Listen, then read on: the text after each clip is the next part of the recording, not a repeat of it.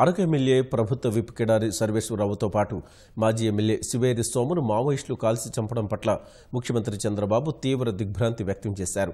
America పర్యటనలో ఉన్న CM దాడి గురించి తెలియగానే తీవ్ర దిగ్భ్రమకు గురయ్యారు. జరిగిన దారుణం గురించి ముఖ్యమంత్రికి అధికారులు వివరించారు. మావోయిస్టుల దాడిని ముఖ్యమంత్రి ఖండించారు. ప్రజాస్వామ్యంలో హత్యలకు తావులేదన్న ఆయన ప్రజాప్రతినిధుల్ని కాల్చి చంపడం ప్రజాస్వామికే మాయన మచ్చగా అభివర్ణించారు.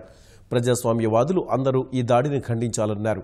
వెనుకబడిన ఏజెన్సీ ప్రాంతంలో గిరిజనుల అభ్యున్నతికి కిడారి శివేరి చేసిన సేవలను సీఎం కొనియాడారు. మాజీ ఎమ్మెల్యే కుటుంబ సభ్యులకు ముఖ్యమంత్రి ప్రగాఢ సంతాపం వ్యక్తం చేశారు. కిడారి శివేరి కుటుంబాలకు అన్ని విధాలా అండగా ఉంటామన్నారు. అరకు డుమ్రిగూడ పోలీస్ స్టేషన్లపై స్థానికుల దాడి ఘటనను అధికారులు సీఎంకు వివరించారు. ఈ సందర్భంగా ప్రజలు సంయమనం పాటించాలని ముఖ్యమంత్రి కోరారు.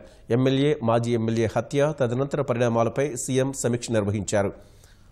విశాఖ కలెక్టర్ ఎస్పీలతో ఫోన్లో మాట్లాడారు.